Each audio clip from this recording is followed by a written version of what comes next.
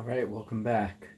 So here I am down probably to the last layer of acrylics before I move on to oils. Let me show you again what I'm looking at. Here's my photograph of a fishing boat in dry dock in Beaufort, North Carolina. And the dimensions of my canvas are narrower, so all the stuff here has been squeezed a little bit, and I actually like that. Okay, so the last layer of white. I'm going to leave this here for a little while so I can look at it up close, so I have to move that. The smallest brushes I've used thus far in this painting.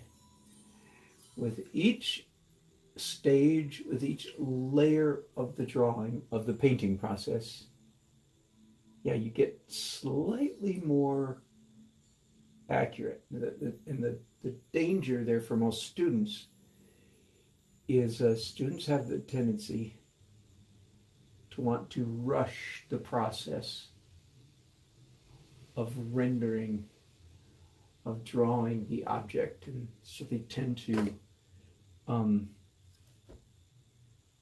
run on ahead. I don't usually do palette knife in the acrylic stage, but once in a while I do. It's not extraordinary, just a little bit unusual.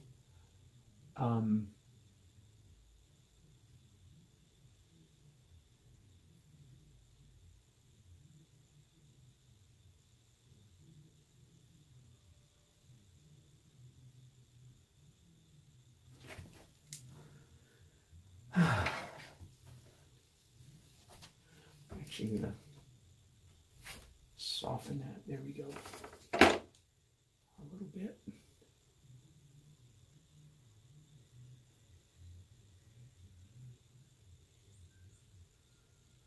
I usually say at this point, being careful not to be too careful. But then again, here I am being pretty careful. What that really means is making sure the focus is on the essence of the marks themselves. It's more important than that the marks be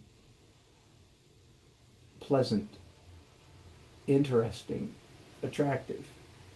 It's more important than that they be perfectly accurate. As you can see, don't get me wrong. I'm working pretty hard on accurate at the moment. But in spite of that, interesting is even more important than accurate.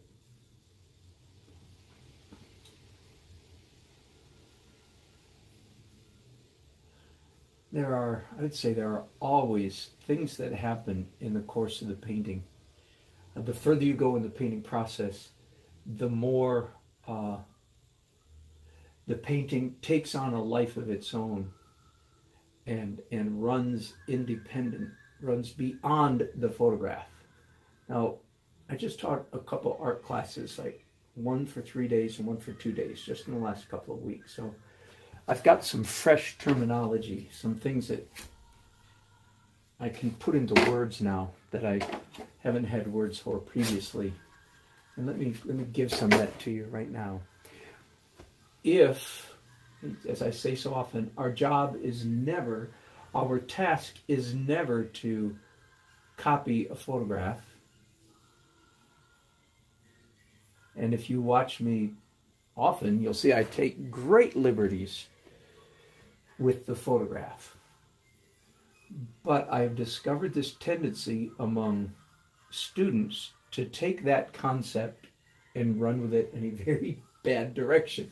So let me try to be clear. Why, and the same thing would apply to if we set up our easel outside in the country or in the city. Just in that case, it's not a photograph, it's what you're looking at itself. What is the proper role? Why are we looking at, if we're not copying what we're looking at, why are we looking at anything at all? Are you with me? If we're not copying it, then why are we looking at it at all? Because we can take all kinds of liberties. I've already described you. I've taken some liberties with the pieces, the parts of this boat, and moved them here and there and here and there in the course of building this painting. Well, if I'm going to take such liberties, then why do I bother looking? Okay, so let me answer the question. What is the point? And the answer is the photograph, or the scene, if you're doing plein air painting. The scene before you suggests things to your mind that you would not come up with if you were painting out of your head. Sometimes you see, like on the internet, you'll see it's always an immature artist. He or she thinks he or she's mature, but they're not. And they'll say, here's the dead giveaway. They'll say things like, and I paint entirely out of my head, as if that's some great accomplishment. Please don't ever say that. I guarantee that if you say that about yourself, every really good painter, forgive me, I'm going to put myself in that category for a moment. Every good painter we all roll our eyes at you, because that is a hallmark of immature painter. I paint out of my head. I like to say it this way. Of course, I'm playing with words, but there's a grain of truth here. Every time you paint out of your head shrinks. Of course, I don't mean that literally, but there's a big element of truth to that. What happens when you paint out of your head is the stuff that's in your head gets recycled over and over and over and over and over again, and your head is not growing. What makes your head grow is looking carefully at stuff, for instance, the way I'm looking carefully at this boat right now, and trying to reflect, not copy, but reflect what I see. Okay, so let me try to say some of that same stuff in different words. Why do we look at stuff then? What's the proper role of the photograph if we're not there to copy it? The proper role is, the function of the photograph is to make you think of stuff you wouldn't have thought of on your own. Okay, that's just about the most blunt, simple way I can put it. Okay? It's to make you think and see things that you wouldn't have seen if you'd been painting out of your head. Okay? And trust me, I can paint out of my head with the best of them. But do I? Of course not. That's dumb, because you get dumber every time you paint out of your head. Your brain shrinks. It doesn't grow. What makes your brain grow is looking at stuff. And again, of course I'm not speaking literally, I'm speaking figuratively. What makes your brain grow is doing the hard work of looking at stuff and drawing it. Why, for instance, why are so many people so bad at drawing trees? The answer is because they haven't studied carefully enough trees and drawn them. I don't just mean study it. Draw. As an artist, to study means to look and draw. Okay? So why are students so bad at drawing trees? Because they haven't studied and copied enough trees. Why are students so notoriously bad at drawing human figures? Quite simple. They haven't done 10,000 hours of figure drawing. That's a little nod to, what's his name? Begins with an M. I'll come back to it in a minute. Okay. Why are people notoriously bad at drawing automobiles? The answer is, okay, now let me ask it the other way around. Why are some people so doggone good at drawing people? Simple. Because they've looked and copied. It's like they've done their homework. That's all there is to it. Why are some people like really good at drawing cars? Why are some young people so good at drawing manga, anime cartoons? The answer is quite simple.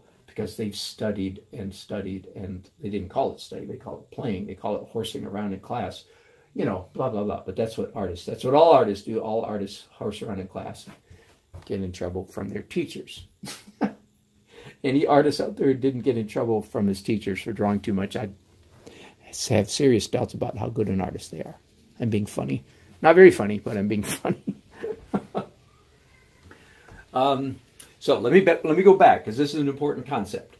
The proper role of a photograph is to make us think of things we wouldn't have thought of. We wouldn't have thought of them if we hadn't been staring at something. Okay?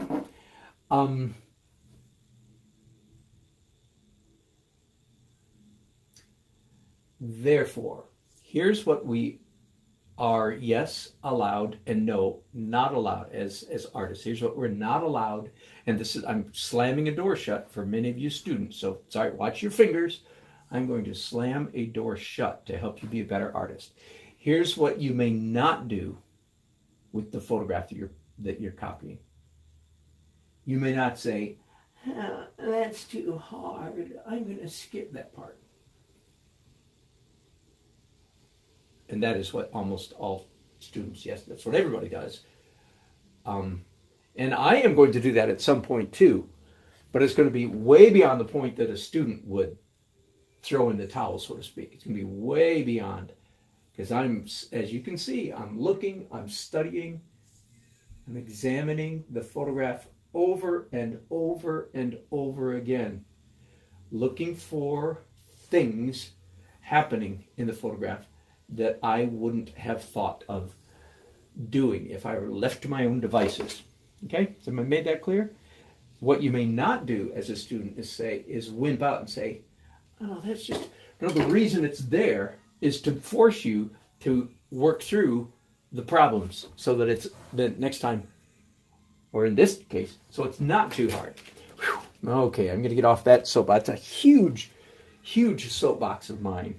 Because it's lazy. I'm lazy. In front of the, guilty as charged. I'm as lazy as the next guy. I don't want to work hard. I want to be lazy. It's the reason people don't do studies, by the way, because like draw stuff, because it's hard work. Hard work.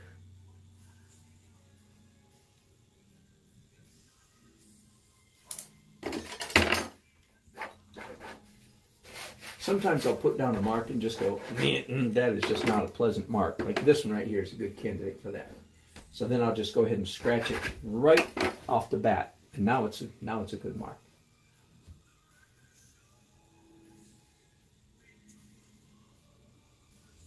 And by the way, I call what I'm doing right now, I call this opaque white, right? I'm using opaque paint.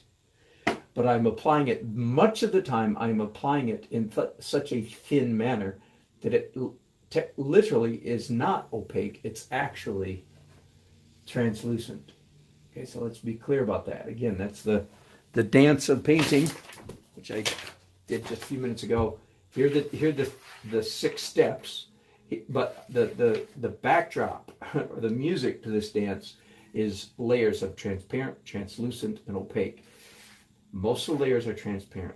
All the light layers are opaque, but the magic layers are the translucent ones. Those are the ones that you really want to develop a skill in using, is the translucent layers. I have to move this now, I believe. I hope that now, and I haven't been working on this painting, have not been working on it in a terribly long time, right? But I hope that you're looking at it and going, dang. And I'm not looking for praise here. I'm looking for, are you paying attention? Dang, that's turning into a good painting. How did that happen? That's always the way I feel, by the way. It's always a surprise to me when it turns out, because I am not arm wrestling this thing into a state of finished spectacular beauty. I am not. I'm I'm being pretty loose with the way I'm handling it, right? I'm always mildly surprised when it starts to turn into a beautiful painting. It's like, how did that happen? Because I'm not hyper controlling this thing. Quite the contrary. I'm very much being very loose with it, and yet it's accidentally turning into an attractive painting. Always a surprise to me. Always a surprise. But it is kind of turning into a nice painting, isn't it? And again, let me go back to the purpose of the photograph is to make us think of things, to see things that they wouldn't otherwise include. Like all the little marks I'm making right now are reflective. They may not be a dead copy of what's in the photograph, but they're definitely reflective of what's in the scene. And I don't even necessarily mean objects. Like in this case, there's actually a table sitting there. I don't know what kind of table it is. And it looks there like a sawhorse. That's good enough. Doesn't look like a sawhorse in the painting. In the photograph, looks like a table. I not only mean including objects, I mean including marks. Marks, shades, colors. A little cheating there. Cheating the system, so to speak. Doing some pencil when it isn't exactly time for doing pencil. But that's all right. Okay, now back up to one of the most interesting parts of this subject matter is the rigging. Just an absolute forest, absolute tropical forest of wires, ropes, lines. I don't think they're called ropes or wires. Rigging or lines. I think they're all called lines. I am not a sailor, make no pretense, or a fisherman, make no pretense of being such. But this is just a cacophony of shapes, lines breaking up the sky way up here. Ooh, that's nice. Something just happened right then. Something just happened. I don't know. Hang on, let me turn this off and see what you guys are seeing then. Okay. Yeah, I can't paint in this light, but when I added this light up here, all of a sudden, I suddenly got a shaft of light, little outlier here, little outlier there, but they balance a shaft of light going right down there. Dang, that's a complete accident. But at least I saw it, and now I'm going to go with it. Does that make sense? I'm going to actually exaggerate that, the shaftiness of that light. I'm going to really go with it here. So I'm going to make this part of this hull right in here lighter, brighter, whiter, because I in fact do want that even way down here in the dark red part of the boat.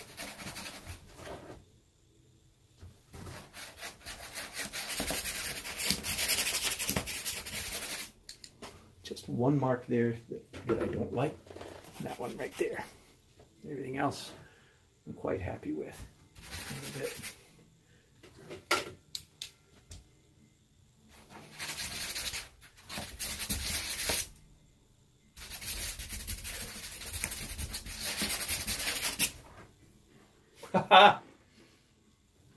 Dang, that's turning into a nice painting. Now I've got some watered down white on my brushes right now. I just want to lighten the sky way up here around the edge too.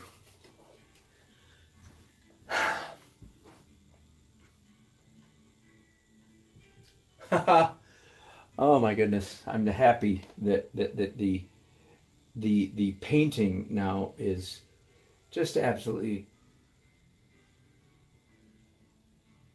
kicking butt over the photograph. Let me show you the photograph again in just a minute. I want you to see what I mean. It's like, which one's better? Okay. Here's the photograph. Look better like that with light coming through the back. Okay, there's the photograph. There we go. And there's the painting. Let me correct the lighting for you. There. Which one's better? Sorry, little celebration. And again, and I feel like when again, I'm not being arrogant. I'm being like, woohoo! I can't believe that turned out that well. We're gonna stop there. Always stop before you think you're finished. Did you catch that? Always stop before you think you're finished. If you take any one single layer, stage layer, if you take any stage layer to the point that you feel like, there, I'm completely finished, you have overdone it. You always have to curtail, cut back, pull back on the reins, say, no, stop before I think I'm finished. Okay, so that's out with the acrylics. Little break here. When I come back, it'll be oil glaze over the whole thing, and I'm happy. This is going to be a nice painting. Okay, back in